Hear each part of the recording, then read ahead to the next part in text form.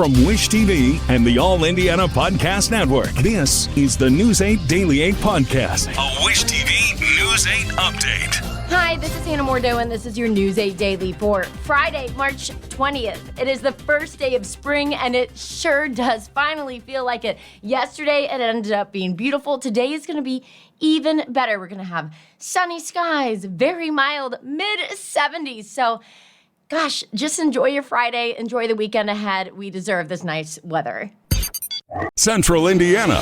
Wish TV is now live on YouTube TV and Hulu Live, offering more hours of local programming than any other station. Search for Wish TV or look for CW8 on both YouTube TV and Hulu Live to find us. Watch local news, sports, and lifestyle shows live from Wish TV. You can still catch Wish TV free over the air or stream it live on wishtv.com and on the free Wish TV mobile apps. Wish TV, available in more places for the latest news, weather, and sports.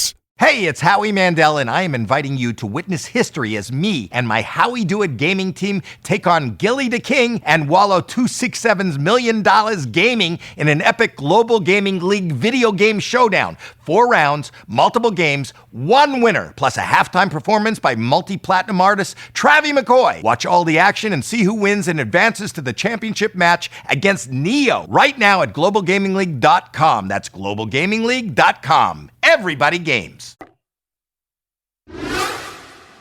Happening today, the NCAA men's Final Four celebrations are closing some roads in Indianapolis.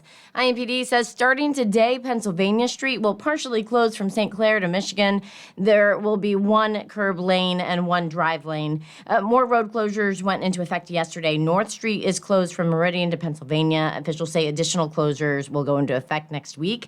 And all of these closures will remain in effect through April 9th. Indianapolis is getting ready to welcome thousands of basketball fans for the NCAA Final Four. City leaders say the economic impact of the games could be huge for Indy. News 8's Malia Van Ostrin tells us how businesses downtown are preparing for tip-off. As Indianapolis prepares to host one of the biggest events in college basketball, downtown business owners say they're getting ready for a surge in customers. We do have some extra inventory coming in just to make sure that we have enough for anybody who is in town that may need something. But we carry a pretty heavy selection of souvenirs and that type of thing all year round. The NCAA Men's Final Four on April 4th and 6th is just the main event. The city will also host the Division II and III and NIT basketball championships. The events are expected to bring tens of thousands of fans to the city, filling hotels, restaurants, and entertainment venues. City leaders say it's not just about basketball, but the ripple effect across the local economy. According to Morgan Snyder at Visit Indy, there's an expected 70,000 visitors coming to the city. Hotels are sold out. And according to our partners at Indiana Sports Corp, it's about a $400 million economic impact. From concerts and fan experiences to events along Georgia Street, Snyder says there will be something for everyone.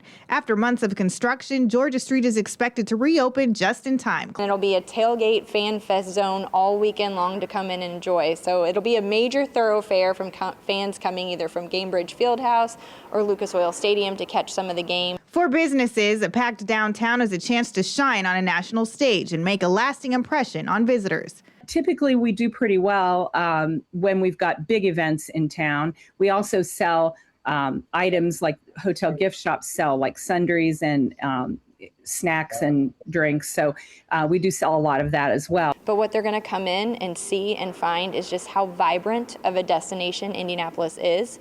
And they're going to come back and book another trip. It's a strategy that has worked for us for years. In Indianapolis, I'm Malia Van Ostrin for Wish TV and wishtv.com. The madness of the NCAA tournament is here, busting many brackets on day one, mine included. There were major upsets, including 12th-seeded High Point beating 5th-seeded Wisconsin 83-82. Senior got the game-winning shot with just 10 seconds left. 2 11 seeds also scored upsets in day one of the tournament. VCU took down North Carolina in overtime 82-78. Texas Longhorns held off a possible first overall pick in the NBA draft, and BYU 79-71. Tonight, Purdue gets set for what it hopes will be a run to the Final Four as the number 2 seeded Boilermakers take on number 15 seed Queens University. News 8's Angela Morian is on the road with the Boilers at the site of tonight's game in St. Louis.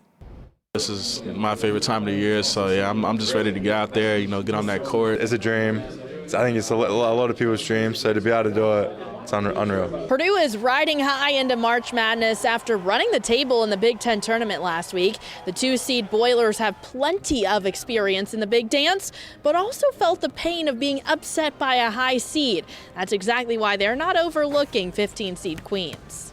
For a lot of people, it's probably always in the back of their mind, like if that's what it takes to get you to respect, a high seed team, it is what it is. But I think, even us watching the film, we have a lot of respect for Queens. They're really good offensively, and so we got to be great like we have been these past 4 games, and I think defensively just be locked in, ready to go. It's hard work for everybody, no matter what your seed is, to get in this position. But, this is what it's about. We're always thinking about ways to improve for this time. And obviously we've had success, but we've also had failure. Got a lot of respect for Queens and what they've been able to do, and it's going to be a tough game for us. Queens makes its NCAA tournament debut in just its first year eligible to play in March Madness. In fact, the Royals are the smallest school to ever punch their ticket to the big dance, with enrollment at just 1,500 students. Queens might be small, but they're more than determined to make their mark on March against 2-seed Purdue. This is a once-in-a-lifetime experience, I feel like our team is very good at separating when we need to be serious and when we can enjoy the moment. At the end of the day, we do have to take care of business. Our guys got to be unbelievably locked in to climb that mountain. I know when you have an All-American point guard who's a senior, that is not an easy feat. 2 offensive teams ready to battle it out. Exactly how March should be.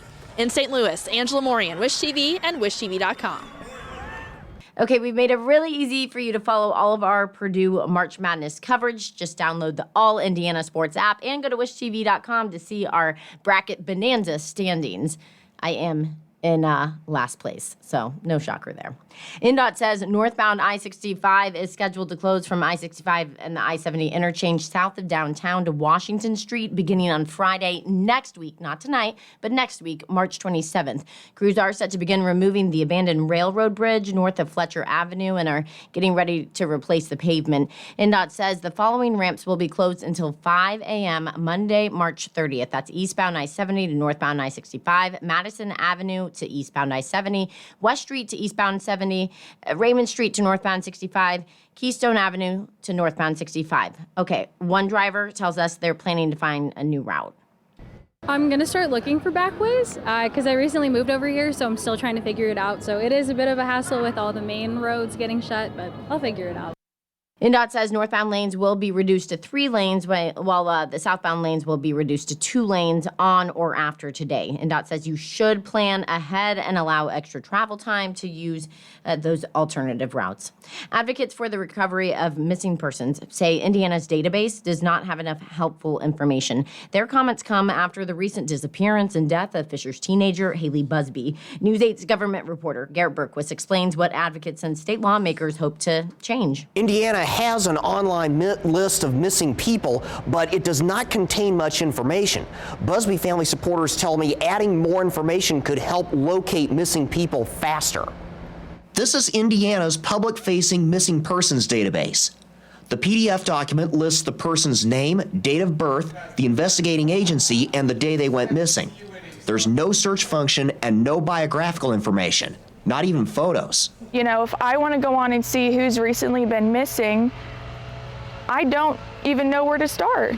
I can go look at that database and search by date or, spend all my time trying to find it, but it's a waste of time. There's not photos, there's not, descriptions of what happened whenever someone went missing, etc. Tomlinson says she's working with the Busby family to push for changes to the state's database. She says the public cannot help find missing people if they don't know what to look for. I want to know, if they know where they were last seen at, what they were last wearing, etc., because we have over 15,000 unidentified persons in the United States, and I guarantee you that we would be able to help make more matches if we knew these details. The state police published the database. They turned down my request for an interview about Tomlinson's concerns. The Busby case highlighted a lot of deficiencies, I think, in our Ambler alert system and our missing persons alert system that just have been the product of time and the evolution of technology and the evolution of social media. So we're taking a look at all those things. Jeter tells me lawmakers almost certainly will look into the database issue later this summer. Most states have a centralized database of missing people. Many of them are more detailed than Indiana's. This is Missouri's database. It includes a search function, photos, and case information. I think the goal is to use technology to our advantage, right? We have everybody's on their phones, there's cameras everywhere, so the more information we can populate into that database, the more essentially detectives we can have, right? People that are looking, people that are watching, people that are reporting what they see. So I think there's going to be an effort to sort of beef up some of the information in those databases. Indiana does load some cases into a federal database called NamUs. Those entries include more detailed case and biographical information. But since it is a federal program, they are limited to certain things, and it can be complicated. So because of that, we just really need something, each state to do their part at this point. Jeter tells me final study committee assignments should be out in the next few weeks. He says a study committee on missing persons likely will meet beginning in July or August. I'm Garrett Bergquist for Wish TV and WishTV.com. Your statewide news network covers Jasper County, where officials are asking for help cleaning up storm damage. The Jasper County Sheriff's Office is asking people to volunteer on Saturday. You can meet at the Kankakee Valley High School at 8 in the morning to sign in. Officials say dumpsters will be placed throughout the area. Organizers are also asking for equipment such as chainsaws, wheelbarrows, and large trailers. Lunch, drinks, and snacks will be provided. Here in Indianapolis, IMPD arrested 2 teenagers for firing shots near the police's mounted patrol barn. Police say no horses were hurt. Officers say they arrested 19-year-old Caden Fry and 18-year-old Javon Fry for criminal recklessness. Police say the shooting happened Wednesday at noon. Officers heard the shots and then found the suspect's car shortly after. There was a search and interview, and then the 2 were taken into custody. TSA agents across the country are still working without pay as people flying are forced to deal with the ever-growing security lines. Reed Binion reports. At airports across the nation, massive delays getting through security are worsening amid the ongoing partial government shutdown, keeping TSA employees from getting paid. They just missed their first full paycheck since funding for the Department of Homeland Security lapsed in mid-February. As those workers feel the strain, staff call-out rates are increasing, and so are security wait times. At Hartsfield-Jackson Atlanta International Airport, upwards of a third of the TSA staff didn't show up on Wednesday.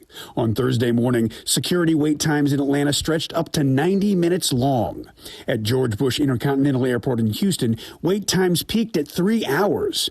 For TSA officers, the strain of working without pay is coming to a head. There's times where I'm like, at night, it's like, what am I going to do? Some agents turning to food banks, airports doing what they can to help. We're just looking to reach out to the community. Holding food drives in Syracuse, New York. It takes a village. Our TSA employees without food, it's tough to feed your family. Other airports like Columbus, Ohio, providing travelers with a way to donate grocery or gas gift cards. They're keeping us safe. They're doing a hard job. I'm Reed Binion for Wish TV and WishTV.com. And now to the conflict in Iran. Recent Iranian strikes on energy infrastructure in Qatar and Kuwait and Israeli strikes on Iranian energy have caused oil prices to surge. Brian Abel has the latest. An RT reporter narrowly escaping a strike in Lebanon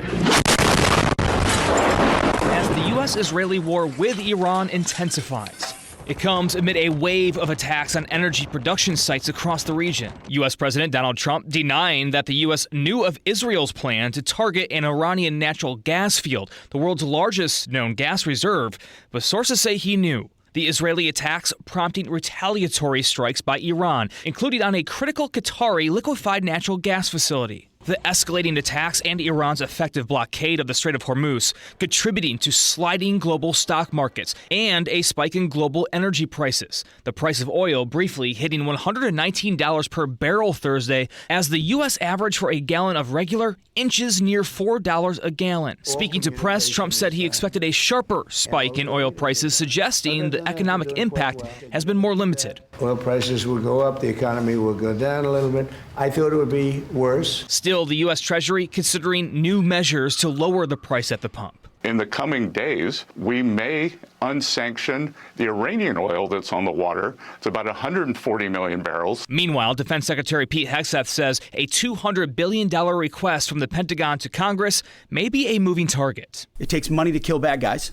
So we're going back to Congress and our folks there to ensure that we're properly funded. In Washington, Brian Abel reporting. The next season of The Bachelorette is off after ABC canned it following newly released video of its star. Cancellation comes just 3 days before the already filmed 22nd season was set to air. Video causing the change is from 2023, featuring reality TV star Taylor Frankie Paul. In the video, she appears to punch, kick, and throw chairs at her former partner as her young daughter watched. A domestic violence investigation involving Paul is currently underway. In 2023, Paul pled guilty to a misdemeanor assault charge. In a statement, her representative says that Paul is exploring all of her options, seeking support, and preparing to own and share her story. Here in Indianapolis, dinosaurs at the Children's Museum are feeling the Final Four hype. Crews decked them out outside the museum with March Madness gear yesterday. One of the dinos is now sporting a custom-made giant whistle. There's also a basketball with the Final Four logo painted on it next to the dinos. This has been your News 8 Daily from Wish TV. I'm Hannah Mordeau. Watch us on Wish TV and wishtv.com. This is the News 8 Daily 8 podcast, a Wish TV News 8 update on demand. For even more, on demand and on the go, connect with Wish TV on Facebook at wishtv.com and on the free Wish TV mobile app. Thank you for listening, and be sure to like, subscribe, and follow this podcast for updates every weekday morning on the All Indiana Podcast Network and wherever you get your podcast.